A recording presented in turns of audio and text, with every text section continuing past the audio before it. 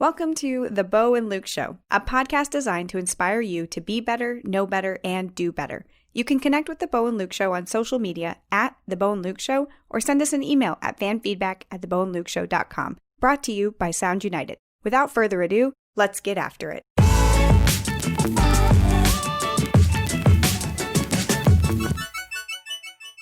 Bo and Luke Nation, here we are with an amazing guest today, Brandon Paulin. Brandon has an amazing story, and we'll just kick it off with he's the youngest individual to ever be elected to the position of mayor within the state of Maryland in its history.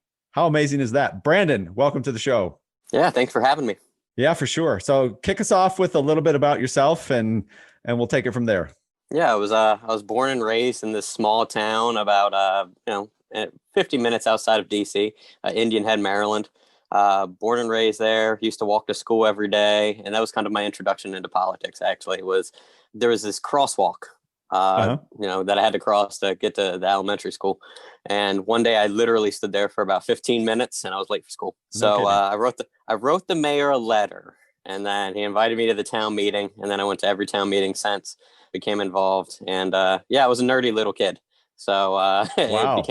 it became a passion of mine to, help my community out when I can. And that's kind of how it all started. So how old were you when you were standing there at the crosswalk? 10.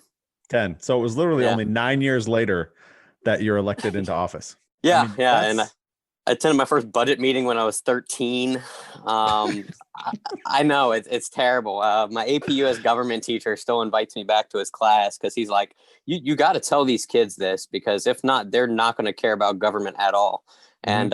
And that's usually, the pattern when it comes to high school kids. But I don't know. I just really liked being involved in my community and helping out where I could. That's amazing. I love to hear that. And at 13 as well. Like I can only imagine what I was doing at 13, like, and just asking my buddies, be like, "Hey, Brandon, do you want to go play basketball or something?" You'd be like, "Oh no, I got this budget meeting that I got to go to."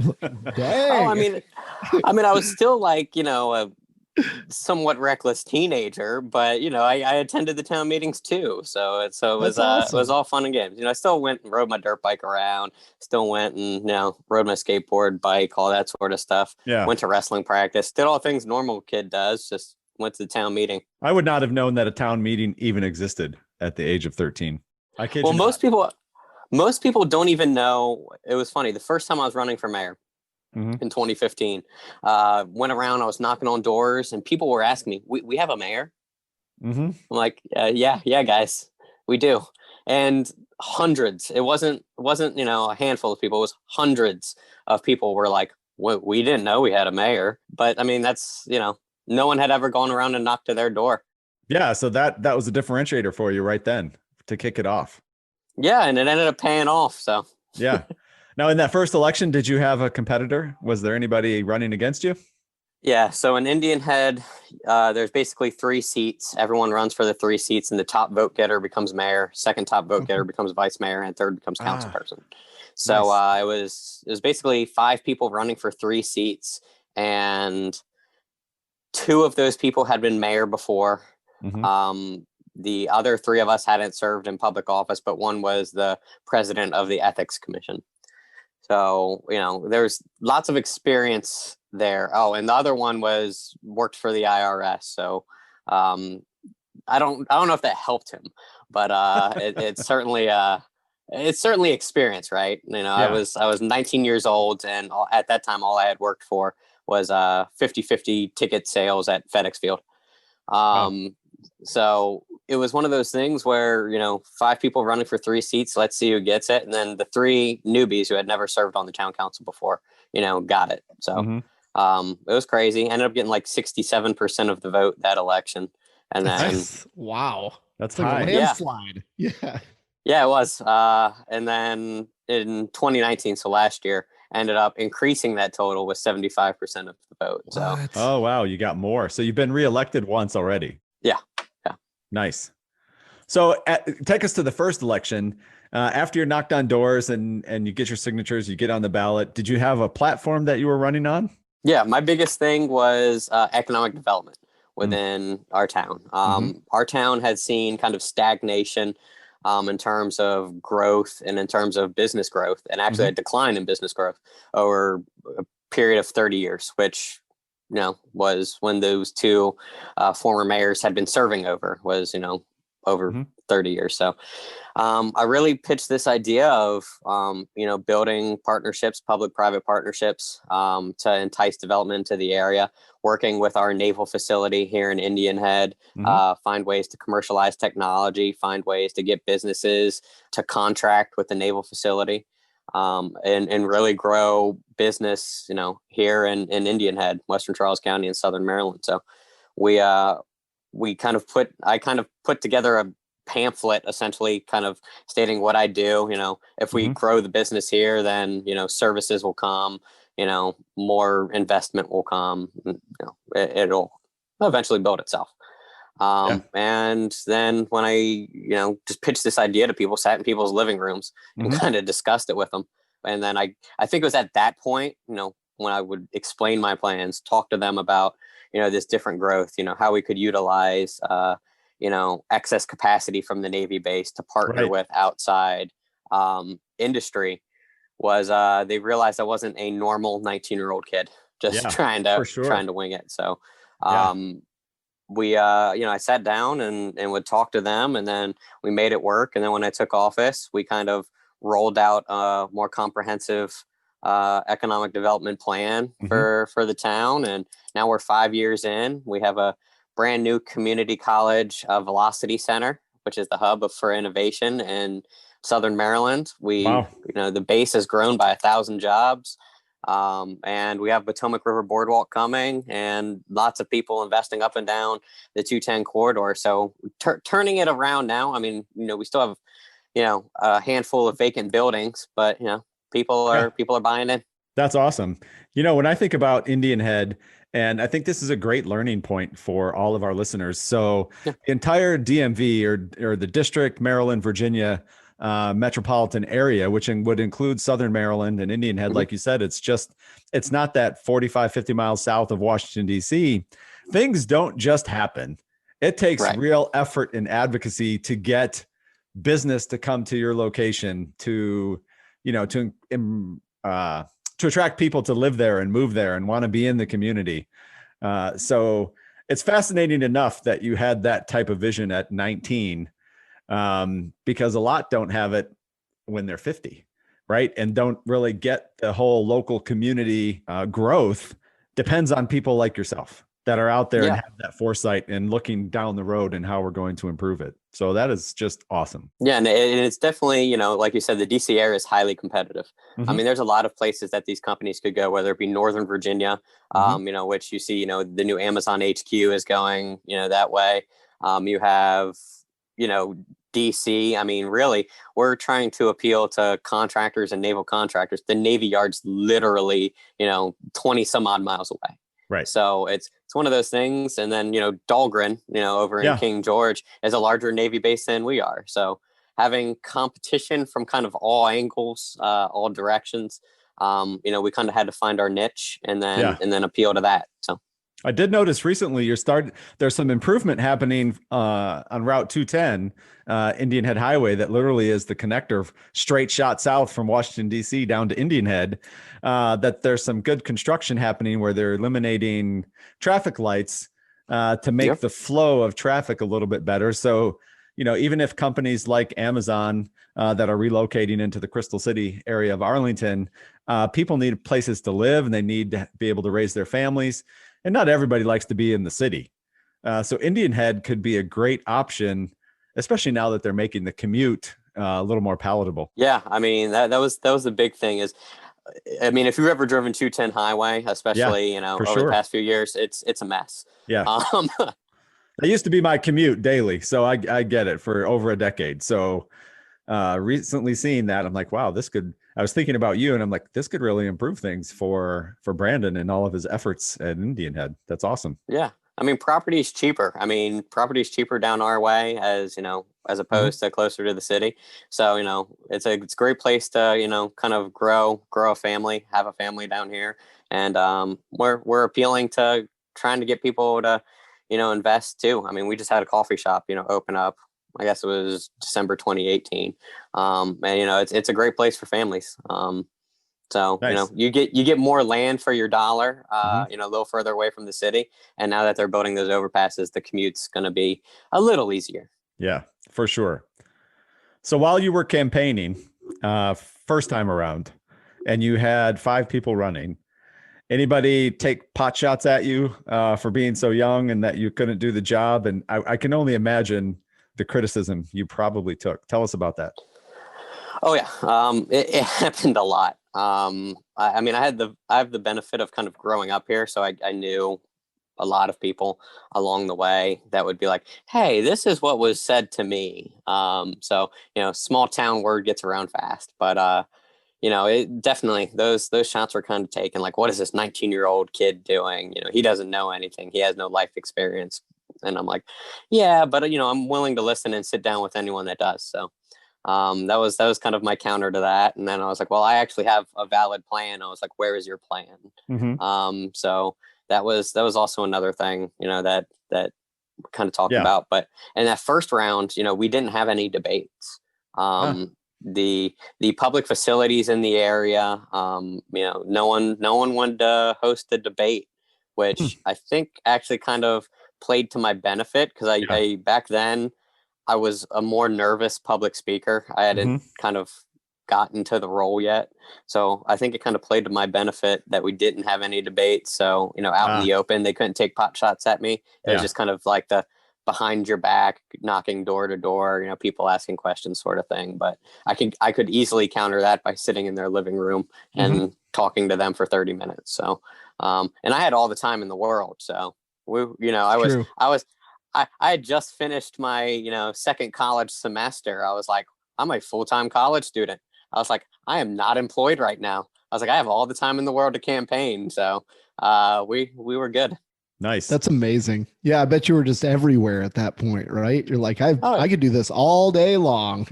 Oh yeah, I was knocking on doors all day long. I knew, and from growing up there, I knew who our older residents were, who were the people going to the senior centers, who was going to be home when during the day, and and then I would just be like, okay, well, I'll hit the older citizens during the day, and then come back in the evening to go knock on those people that commute up towards DC. And then, I just kept on cycling through different neighborhoods for weeks and then knocked on literally every single door. And then that's kind of how it went. And really, I only put $300 total into the campaign. And that was, it was just for signs and basically paper. So I could print out my pamphlets, and that was it. That's super cool. So speaking of money, Bo and Luke Nation, don't forget, you can go to fnx.fit, and on all your products that you buy for your fitness and all your supplements, you get a 15% discount. Use code Bo and Luke, and you can use that anytime you want. It doesn't expire, and it takes 15% off your entire order. So, Brandon, how do you think individuals today, thinking about community involvement, everything that's happening in our country going on, 2020 has just been a crazy year. And, we've talked a lot about it on our show in season 1 with guests, and talking about, how do you get involved? How do you actually make change? And, it's where the rubber meets the road, which is at your local community with people like yourself and getting involved, where really politics plays no role. It's just people living together. It's where we live. It's our community. That's where we need to get involved to make change. What types of things would you encourage folks to do in their local community? Yeah, I mean, most local officials, are, having been a local elected official for 5 years now, I've gotten the opportunity to meet a whole lot of mayors and city council people from all around, the state of Maryland. And most local elected officials are open to a conversation at any time. Just simply reach out. Like, if you have an issue, reach out, and it's that simple. Or if you want to get involved, reach out.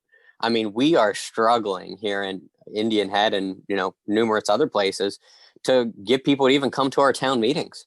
to get people to want to join a committee to volunteer. We have our community activities committee, committees that are anything. Like if you want to help set up events, community activities committee. You want planning and zoning, the planning commission. So there are numbers of ways that you can be involved. You don't have to be a good public speaker. You don't have to be a leader. You just have to have a passion to want to get involved. And it starts out with just reaching out and having that conversation. And then, people like me, mayors, council people, will point you in the right direction or sit you down and have a conversation with you. And if they don't, then reach out to another council person. There's going to be someone that's going to eventually respond to you. And if they don't respond to you, then run for office. There you go. But it's really that easy on a local level. All you have to do is be genuine, be honest, and just be willing to always have a conversation with somebody. And if you can do those three things, you can hold office at a local level, and really kind of move your community forward. And if you can do those three things, you can push change at a local level too. For me, it was wanting to get crosswalk signs when I was 10. Yeah. I reached out to the mayor. He invited me to town meeting. We talked about it. We got it done. Nice. So, I mean, that's kind of how it started for me. And that's how it can start for, thousands of people nationwide. They just got to take that initiative. It's amazing. What are your, what long-term goals do you have, man? Like, are you going to be president one day? And this is like a 20-part question. I'm just kidding. There's just a couple parts here, but so I guess number one, were there any like age restrictions you had to go with? I know, like, judging from what I see in the presidential race right now, I think you have to be Bo, like 150 years old to run for president or something like that. That's what it seems like, but I really think the numbers in the I think it's 35, to be honest with you. Really? Yeah. Okay. Not that we ever have anybody that's 35. Maybe Brandon will be the first, because I was thinking the same thing, to be honest with you. I'm telling you, he's going to have more experience than a lot of politicians by the time he reaches that age. So, yeah, for mayor, you just have to be a qualified and registered voter. So that just means you got to be registered to vote and you got to be 18 years old. So that was the qualifications for mayor. And, I was 19 when the election came around, so that was that. But no aspirations to ever become president. I feel stressed out just from being mayor sometimes, so I couldn't imagine what it's like to deal, especially with that debate last night. Whew. That's nuts. Crazy, man. I think the quote of the night was a dumpster fire with that one. But I have no national politics is crazy. And it's crazy to me that there's all that hoopla around it, all that, tension and bitterness and they get nothing done. Yeah. Like absolutely nothing.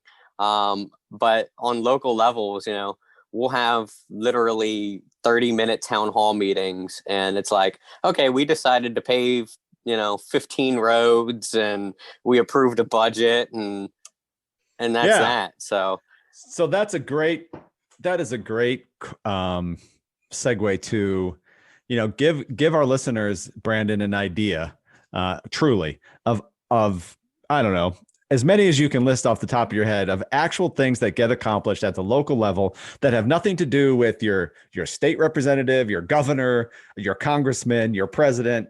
I mean, there's so many things. So I'll just say go, and you go with all those things that get solved at your level. All right. Events, roads, water, sewer, stormwater, street signs, permits, goodness gracious, a boardwalk, parks. Did I say that already? I don't know. No, but there's yeah. I mean, anything that you actually use every day is influenced by local government at either town level or county level. Like, do you drive? Yes. Yeah. Okay, I used a road today. So did you walk? Yes. Okay, I used the sidewalk today. That's local government. I mean, anything that actually influences your life. Employment. I mean, we talked about, economic development a little bit earlier and, employment, towns and counties attract jobs into the area. Like, do you want to work closer to home? Mhm. Local government, man. Yeah. I'm just going through my head. Like, there's anything that we can really touch. Yeah. That's I think the greatest learning point for this whole podcast is for people to really, if they've never really thought about it, it's time to think about it. It's time now more than ever. Wouldn't you say, Luke, that this is 100%. This is where people need to focus their attention. Because if you want to get something done, it's at the local level, because that's where it impacts all of us, every single one of us. You couldn't be more right. I mean, especially with everything going on in the country today. And I have to remind people about this all the time that I talk to, because I don't know if they think that like a president can just wave a magic wand all over the entire country and it's going to make their local environment different, but there is no magic wand. And I wonder like how many presidents we have to go through to get that message that if you really want change in your specific life and community, it's 100% at the local level. I mean, presidents can do like, I don't know, big changes and big things, but it's minute how much those actually affect you on a day-to-day basis. Yeah. All at the local level, Yep. Yeah, absolutely. Yeah. There's a good example. Go ahead, Luke. I was going to say, you finish that thought, because then I have a new thought to share, and it's not that important. So, okay. No, I was just going to share the thought, because we've talked before about schools and school budgets, and it came out in the debate last night, and it's all the propaganda around, the schools want to open. Well, in reality, even the Department of Education at the federal level really has almost zero impact on whether or not a school in Indian Head opens, right? It's just not in their purview. Budgets come from the state and the local communities with tax dollars and so forth, not from the federal government. They have no say. It's all with you, with people like yourself. I just wish that simple fact would be known by folks, that education is it's truly a local issue. Absolutely. I mean, we have, Charles County Board of Education that, basically controls everything education kind of at our local level. Right.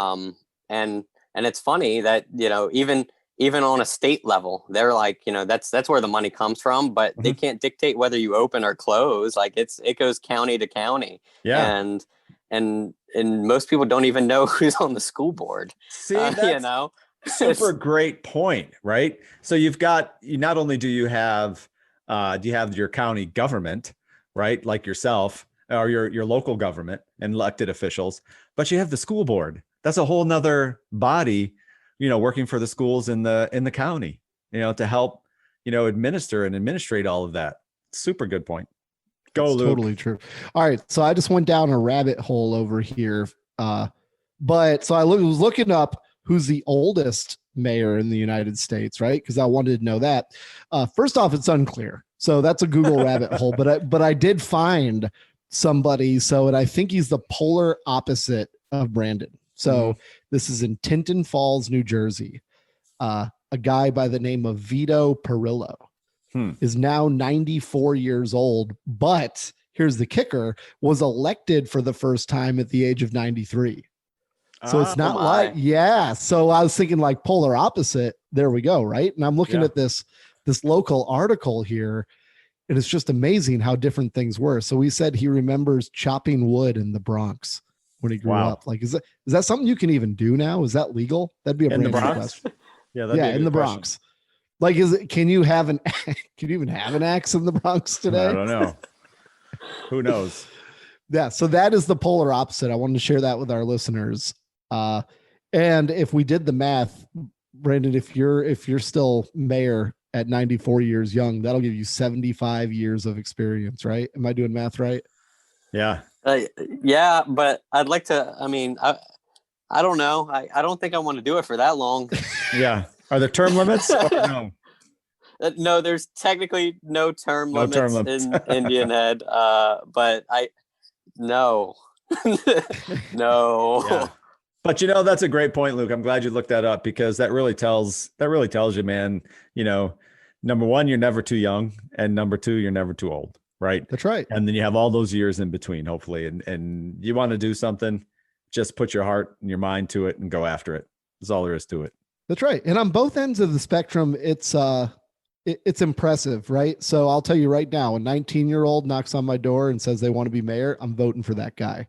A 93-year-old knocks on my door and says he wants to be mayor. I'm definitely voting for him too, or her. Yeah, no, I get you. Yeah. For that sure. goes a long way. So Brandon, we've talked over lots of different things today. We certainly appreciate you being on the show, 100%. What are some parting thoughts?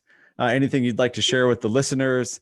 Any type of website you'd like to drive them to look things up or invite them to your town? Go ahead and share that with us. Yeah. I just want to tell your listeners, get involved in your local government. If you don't know who your local elected officials are, figure it out. And then start a conversation with them about issues you're passionate about. Not everyone's passionate about economic development, but if you're passionate about schools, talk to your local school board. If you're passionate about roads, you can talk to your local people about roads. So any way you can get involved, get involved. I encourage everyone to visit townofindianhead.org, O-R-G, to check out all the good things that we have in town. If you're in the DC area, come on down. We have a kayak shop. You can take out a kayak for, a nice little peruse along the Mad Woman Creek. It's beautiful. Or go fishing along the Potomac River. I tell you, we have some of the best fishing in the area. We had Bassmasters actually come down a couple years ago and have a giant tournament in India. No kidding. So come on down. You can fish for bass. We have snakehead too. They're indigenous, so make sure if you catch one of those, you kill it. But visit townofindianhead.org. Come and visit us. See what's going on. See what's happening. And okay, that's all I got. Cool, man. But before you go, you just said something really intriguing. Do you know the history behind the name of Mad Woman Creek? Oh, it's Mattawoman, M-A-T-T-A-W-O. Yeah. Got it. I thought you said Mad Woman. I'm like, whoa, got to be a story there. Cool. No, Mattawoman. It was a Native American band of the Piscataway, which is local to the DC and Southern Maryland area. So that name stuck. And I mean, in Charles County, you find names that people are like, what did that come from? And Chickamuxon is where the road that my high school was on, and that's fun. Also, one more shout out, if I may. Sure. If any of my high school wrestlers are listening in, hi guys. And so you're the high school wrestler coach? I am. Nice. Of course he is. So if you would like to donate to Lackey Athletics, lackeyathletics.com, and help some awesome sports programs in the Indian Head area. Nice. Thank you. Luke, any parting thoughts? I'm just amazed. So much gratitude for having you on here, Brandon. I learned quite a bit, and I think you have a really bright future ahead of you, man. Awesome guy. You're accomplishing a ton. It's great to meet you. Yeah. Thank you. Get after it, Brandon. Get after it, Bo and Luke Nation. And that's a wrap.